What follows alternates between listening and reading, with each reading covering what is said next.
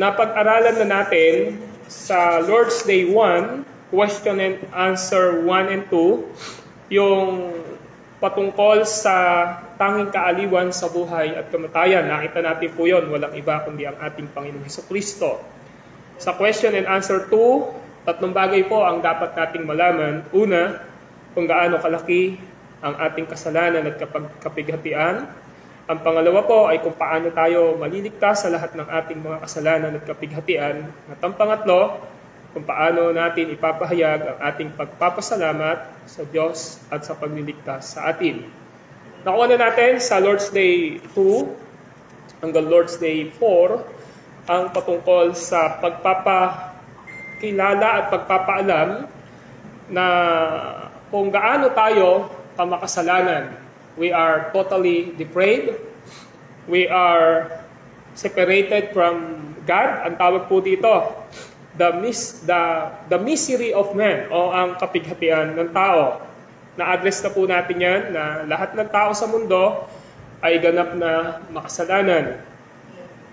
At hindi natin kayang i-please o luwalhatiin ng Diyos malibang tayo ho ay ipanganak na muli para bigyan ng buhay na walang hanggan.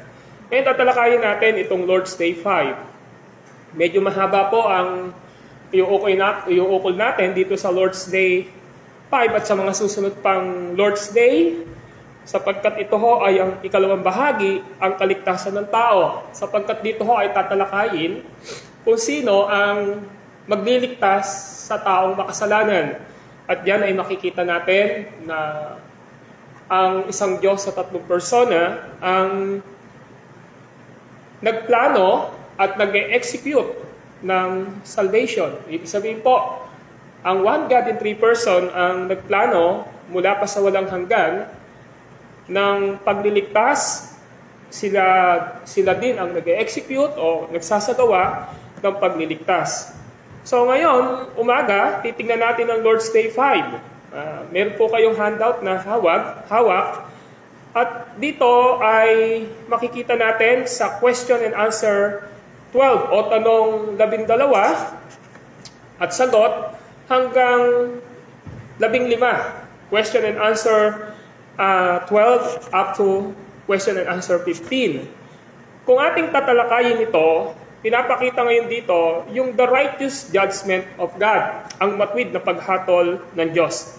If you notice and you remember, ngayong umaga, noong Lord's Day 4 natin, tingnan natin, the justice and mercy of God. Pinakita doon ang makatarungan at kahabagan ng ating Panginoong Diyos. But today, as we start this second portion ng pagliligtas ng ating Panginoong Diyos, based on Lord's Day 5, titingnan natin the righteous judgment of God o ang makatwirang paghatol ng Diyos. Sa question number 12, ganito ang pagkatanong. Pagmula noon, sa makatarungang hatol ng Diyos, nararapat lamang na tayo'y hatulan ng kasalukuyan at ng walang hanggang kaparusahan. Wala bang paraan upang tayo'y makaiwas sa kaparusahan at mapanumbalik sa pagpapala ng Diyos? So, nung nahulog sa kasalanan, si Adan, lahat ng tao ay naging makasalanan at karapat-dapat na paparusahan ng puot ng Diyos sa walang hanggang kaparusahan sa impyerno. Subalit tinatanong ngayon dito sa ating Lord's Day 5, wala bang paraan upang tayo o ang makasalanan ay makaiwas sa kaparusahan at mapanumbalik sa pagpapala ng Diyos? Usually, ang sagot po ay ito. Titiyakin ng Diyos na ang kanyang katarungan ay magkaroon ng kaganapan. So God is a righteous God. At dito papakita ng Panginoong Diyos yung kanyang righteous judgment because in Exodus 20 verse 5, if you want to open your Bible in Exodus chapter 20 verse 5, makikita natin yung kanyang pasimula sa 10 kautusan na ibinigay kay Moises. Sabi ho ng Exodus 20 verse 5 ay ganito. Now listen, in Exodus chapter 20 verse 5. Huwag kayong yuyukod o maglilingkod sa alinman sa mga Diyos-Diyosang iyan, sapagkat akong si Yahweh ay mapanibughuin. Parurusahan ko ang lahat ng ayaw sa akin, pati ang kanilang mga anak hanggang sa ika-4 na salin lahi. Well, alam natin na ang context ng Exodus chapter 20 ay patungkol sa pagpapakilala ng Diyos ng kanyang holiness, ng kanyang kabanalan. At ito ay in-address niya sa spiritual Israel nung ibigay niya ito. Ngayon, makikita natin na nagbigay ng command ang Lord na walang ibang gagawing Diyos ang tao, walang ibang sasambahin na Diyos ang tao, kundi si Yahweh. Kaya sabi niya diyan, kung ang isang tao ay hindi makakakilala o sasamba sa totoong Diyos na buhay, malinaw na ang kahatulan ng Panginoong Diyos ay darating o ibibigay sa kanila.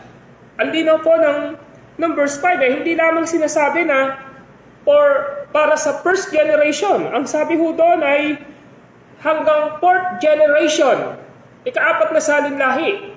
So ano yung sinasabi ron? Sa Panginoon, ang isang tao na walang relasyon sa Kanya, sinasabi niya, ayaw niyo sa akin, napuput kayo sa akin, sabi ng salita ng Diyos. So pinapakita niya ngayon dito na matuwid siya. Hindi niya ikukonsintihin ang mga bagay na hindi makatotohanan patungkol sa pagkakilala natin sa Kanya. Kaya ang sabi diyan, titiyakin ng Diyos na ang Kanyang katarungan ay magkaroon ng kaganapan. Kaya nga, kinakailangang mabigyan natin ng buong kaganapan ang Kanyang katarungan, tayo mismo o sa pamamagitan ng iba. So sino ba talaga ang gaganap para yung righteous judgment ng Panginoong Diyos ay Kanyang maisakatuparan? Well, ang ganda ng 2 Corinthians 5:14. Sa 2 Corinthians chapter 5 verse 14, ganito ang sinasabi ng salita ng Diyos through Apostle Paul. 2 Corinthians 5:14, ang sabi po niya ay ganito. Now listen, sapagkat ang pag-ibig ni Kristo ang nag-uudyok sa akin, magkaganyan.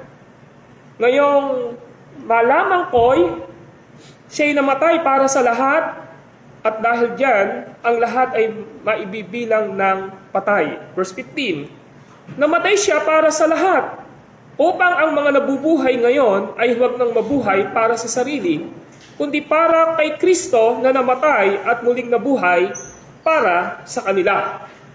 So maliwanag ng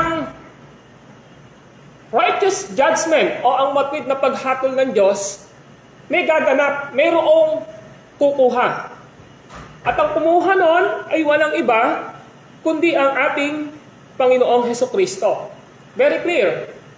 Ang sabi ng verse 15, namatay siya para sa lahat upang ang mga nabubuhay ngayon ay huwag nang mabuhay para sa sarili.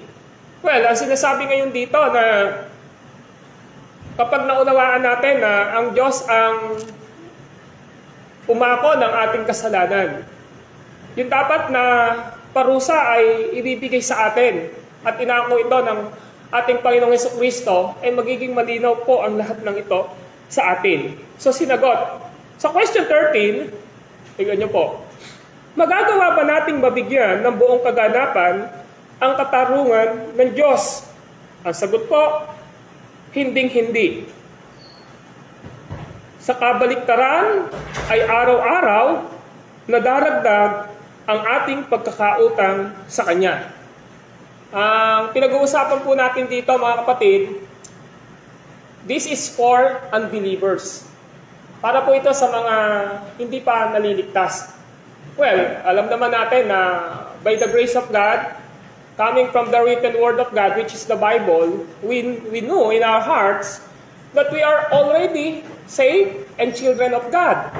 Kaya ito, pinapakita lang nito sa atin ngayon, yung kaganapan sa buhay natin o yung mga tao wala pang kaligtasan. Kaya sabi, magagawa ba natin mabigyan ng buong kaganapan ang katarungan ng Diyos? Hindi. Sabi ng Job 9, verses 2 to 3. Sabi ng Job chapter 15, verses 14 to 16. Sa kabaliktaran, ay araw-araw na daragdagan ang ating pagkakautang sa Kanya. If you want to open your Bible in Matthew chapter 6, verse 12, makikita natin yung prayer ni Jesus Christ. Ang sabi ron, patawarin mo kami sa aming mga pagkakasala araw-araw. Yun ang sinasabi doon eh. So, ibig sabihin, everyday, meron tayong pagkakautang sa Panginoong Diyos. Kaya malinaw na ang isang makasalanan ay nagpapakita na ang taong makasalanan, everyday, mas higit na napapakita ng kanyang pamumuhay ang kanyang pagiging makasalanan. Di po ba?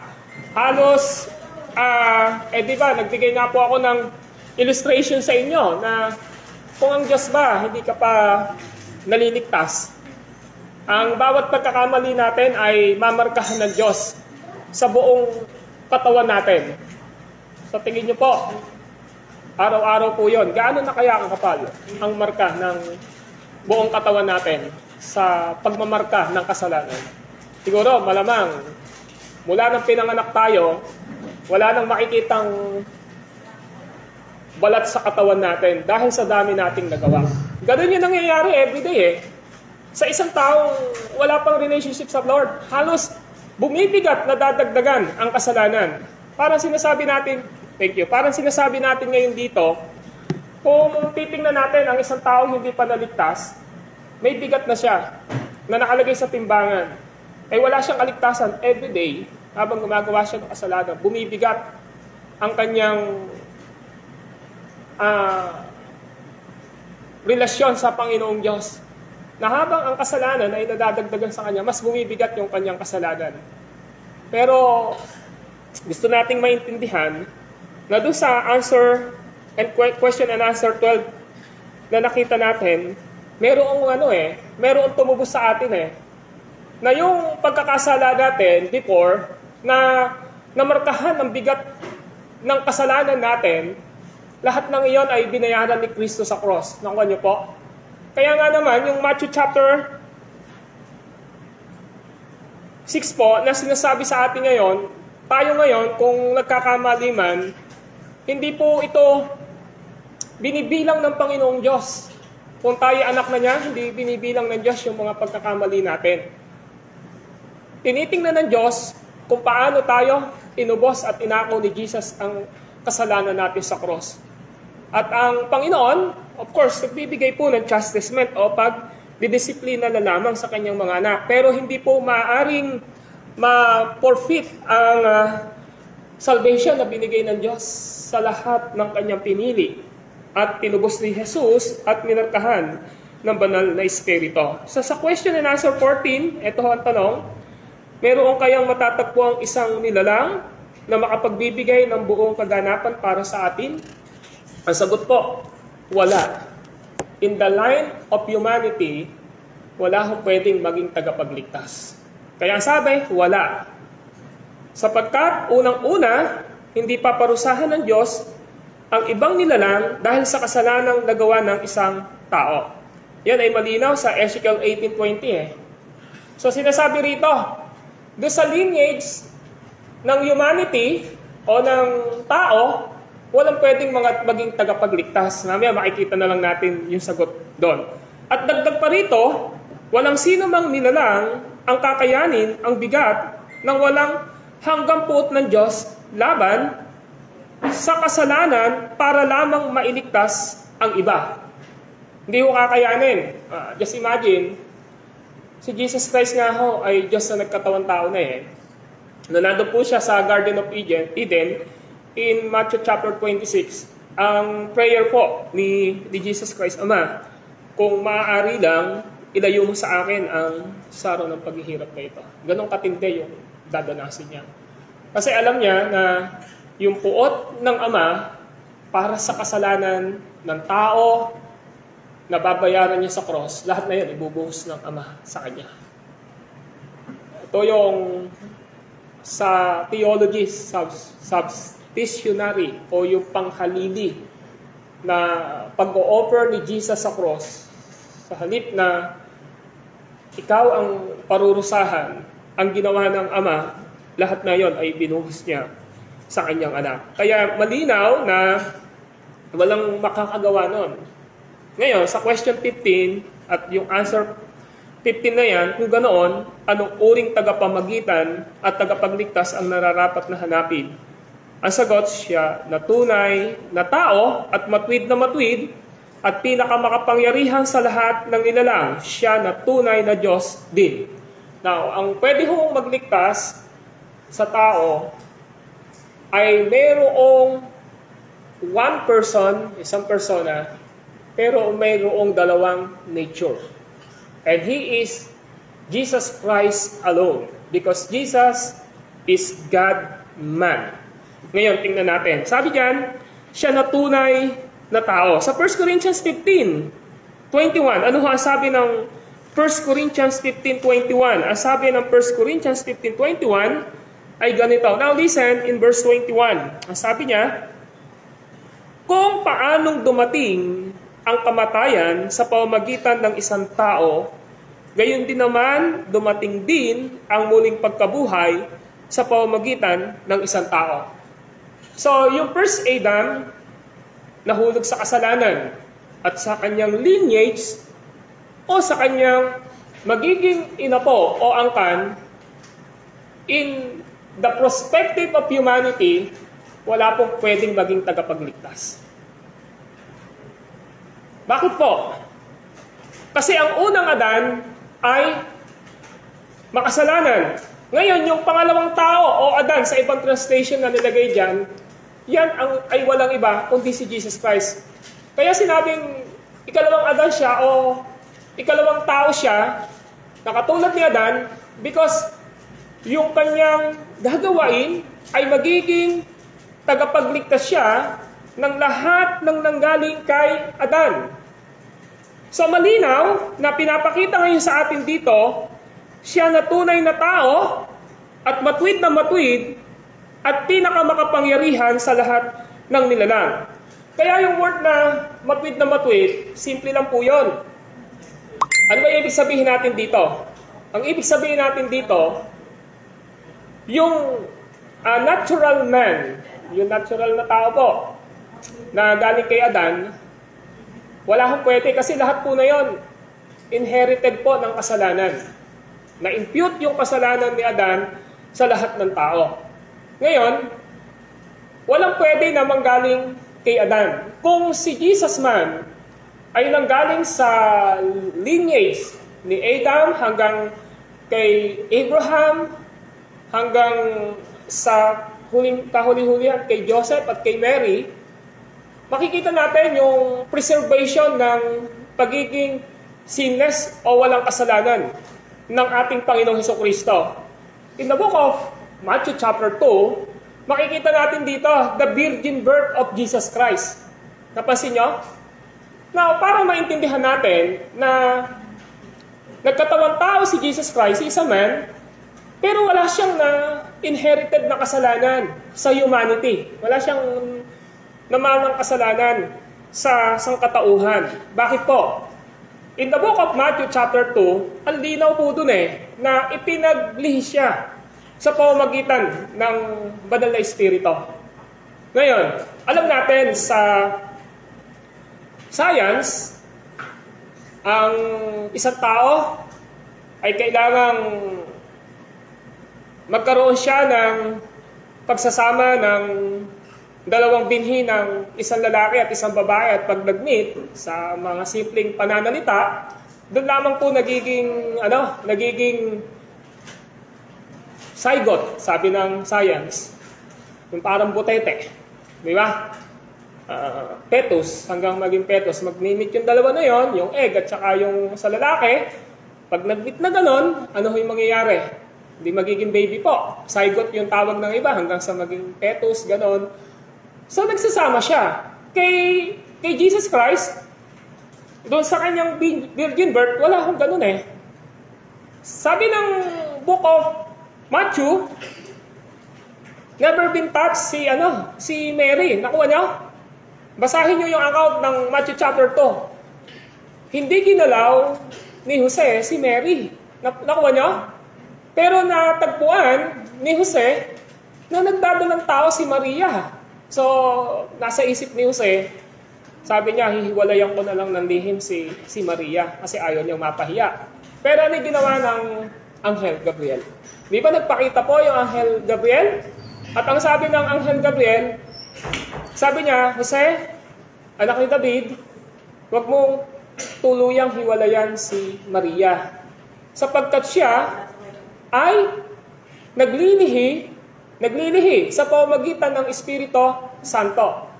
So, ibig sabihin, wala hong naman ang kasalanan si Jesus Christ kasi hindi naman po galing mismo yung binhi doon kay Mary at saka kay Joseph.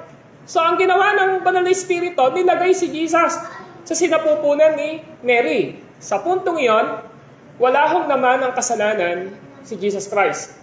Kaya si Jesus Christ po, sinless po siya, perfect. Wala ho siyang naman ng kasalanan sa mga tao, sa humanity. Wala siyang naman ng kasalanan. Even kay Joseph at kay Mary, wala ho siyang naman ng kasalanan. Kaya ang sabi diyan, siya na tunay na tao, pakibigyan sila, matwid na matwid, at pinakamakapangyarihan sa lahat ng nilalang.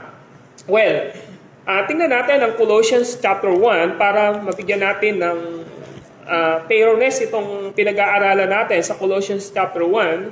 Ang sabi dito sa verse 15, si Kristo ang larawan ng Diyos na di nakikita at siyang may kapangyarihan sa lahat ng nilikha. Nakita niyo? Colossians 1:15, ang sabi, si Kristo ang larawan ng Diyos na di nakikita at siyang may kapangyarihan sa lahat ng nilikha. Sapagkat ang lahat ng nasa langit at nasa lupa, nakikita man o hindi. Pati ang mga naghahari at namamahala, mga namumuno at may kapangyarihang espiritual ay pawang nilikha ng Diyos sa pamamagitan niya. At para sa Kanya, siya ang una sa lahat at sa Kanya nakasalalay ang kaayusan ng lahat ng bagay. So malinaw na pinapakita rito na si Jesus Christ ay the visible image of invisible God. Sabi nga doon, si Kristo ang larawan ng Diyos na di nakikita. At siyang may kapangyarihan sa lahat ng bagay. Kung titingnan natin ang Hebrew chapter 1, verse 3, ano sabi ng Hebrew 1:3? Para mapatunayan natin na He is not only man, but He is God. Hebrew chapter 1, ang sabi po ng Word of God patungkol sa ating Panginoong Hesus sa Hebrew chapter 1, ganito po ang pagkasabi dito. Hebrew chapter 1, verse 2, ang sabi ho ay ganito. Now listen, ngunit ngayon ay nagsalita sa atin sa pamamagitan ng kanyang anak. Sa pamamagitan ng anak ay nilikha ng Diyos ang sansinukob at siya ang itinalaga niyang magmamayari ng lahat ng bagay. Verse 3, ang anak ang maningning na sinag ng Diyos sapagkat kung ano ang Diyos ay gayon din ang anak. Siya ang nag-iingat ng sansinukob sa pamamagitan ng kanyang makapangyarihang salita. Pagkatapos niyang linisin tayo sa ating mga kasalanan, siya'y lumuklok sa kanan ng Diyos na makapangyarihan sa lahat. So ano sinasabi ho ngayon dito? Malinaw na sinasabi ho rito, siya ay tunay na Diyos. He is a truly God. He is God. He is co-creator of God the Father. Ang linaw po na dapat nating maintindihan na ang pwede lamang po na magbigay ng kaligtasan sa taong makasalanan ay walang iba kundi ang ating Panginoong Hesukristo. In the person of Jesus Christ, meron siyang dalawang nature, dalawang katangian. He is God and man. Magkasama po itong dalawang ito. Kaya sa kanyang pagiging man, o yung tinatawag na pagkakatawang tao niya, hindi ho pwedeng ang ang tao ay maging tagapagligtas na nanggaling po dito sa lupa. Kailangan, ang magliligtas po ay Diyos na magkakatawang tao. Kaya in-explain ko po sa inyo yung virgin birth ni Jesus Christ in Matthew chapter 2, na pinapakita ngayon dito sa atin na sa kanyang pagiging man, pinapakita rito na He is the only Savior. Siya lang po ang nag-iisang tagapagligtas. At sa kanyang pagiging God, ay pinapakita niya na tayo ay naligtas. Now listen to Matthew chapter 2, pang makita natin ang pangalang ibinigay sa kanya ng Diyos through Anghel Gabriel. Ito ho ang sinasabi ng Matthew chapter 2. Ang sabi ho ay ganito sa verse 21. Ang sabi ng Matthew chapter 2 verse 21 ay ganito. Now listen. Matthew chapter 2 verse 21. Sabi ho ay ganito.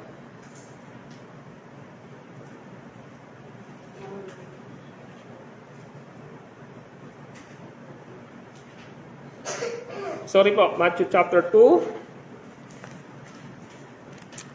Chapter 1 po pala. Matthew chapter 1, verse 21. Matthew 21.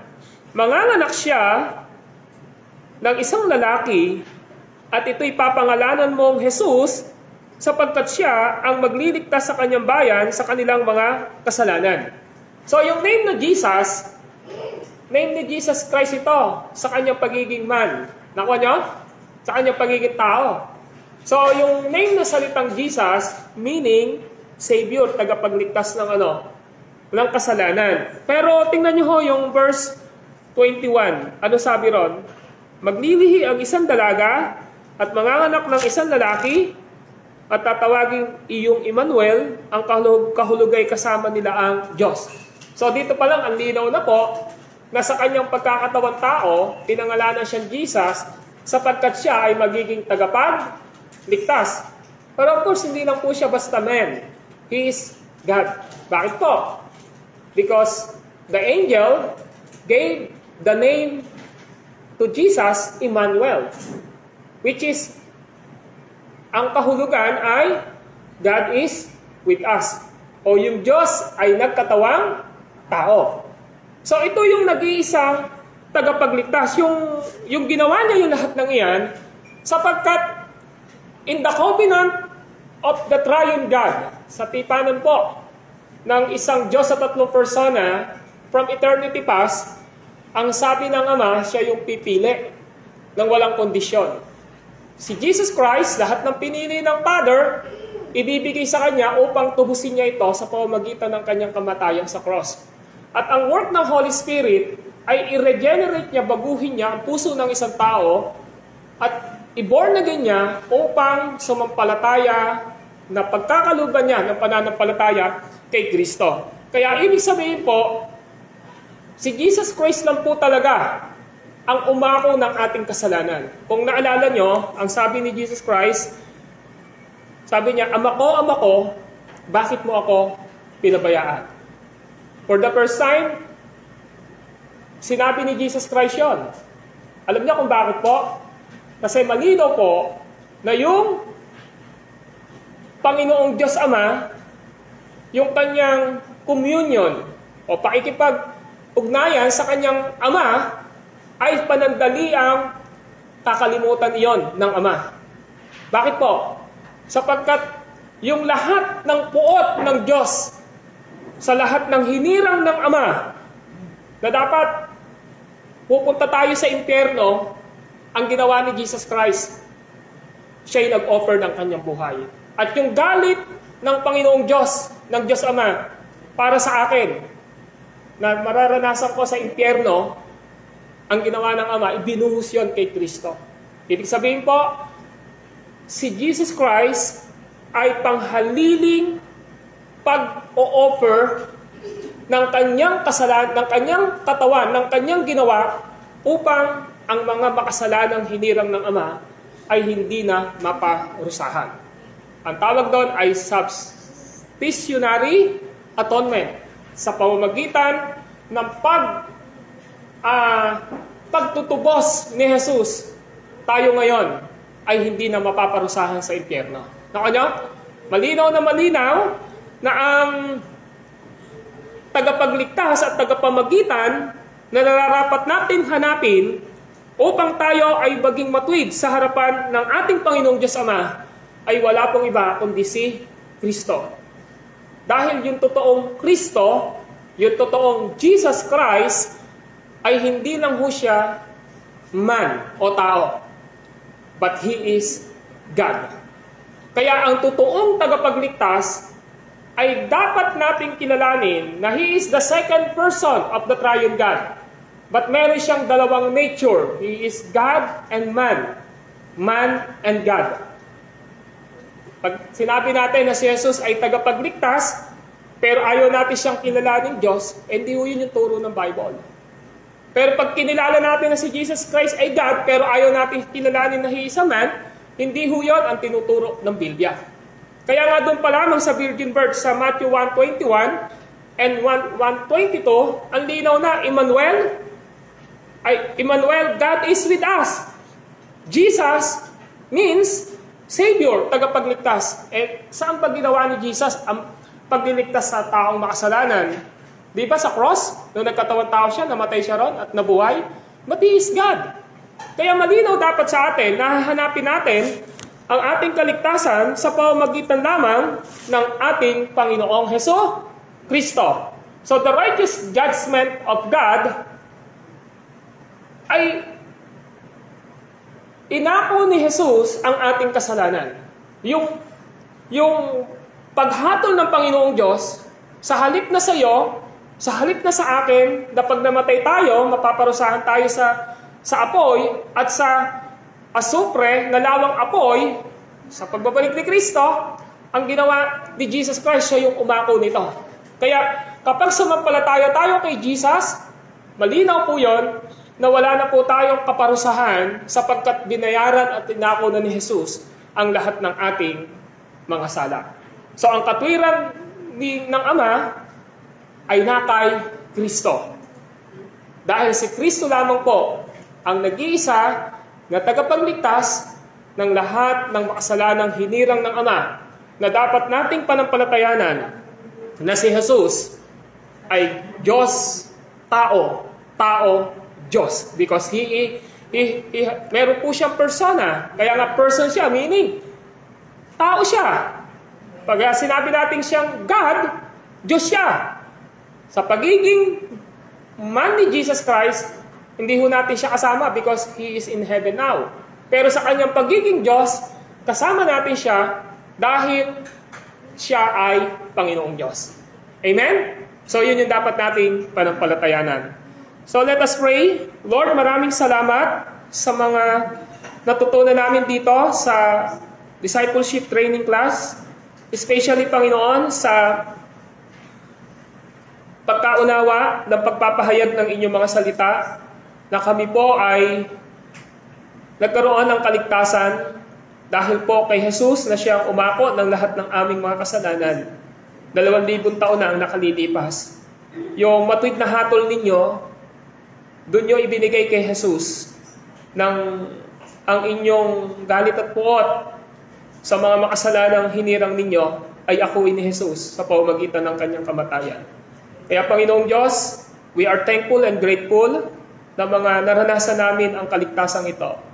Pero Lord, pinagpipray po namin na nawa po kasangkapanin niyo po kami upang ang mga mahal namin sa buhay, mga kaibigan namin at mga taong nakapaligid sa amin na wala pa pong salvation, ay maibahagi namin sa kanila ang mabuting balita, ang ebanghelyo ni Jesus. At sana po sa lahat ng mga kakatagpuin ninyo upang dalhin at ipagpad sa aming online ngayon, ay nagbigay po kayo ng grasya sa kanila kung paano nila susukatin ang kanilang pananampalataya sa iyo. At nawa, kung wala pa pong salvation, pinagpipray namin na ang kahabagan ninyo ay kanilang maranasan. Maraming salamat po, Ama. This is our prayer. In Christ's name, amen and amen. Is there any question sa ating pong pinag-aralan sa umagang ito?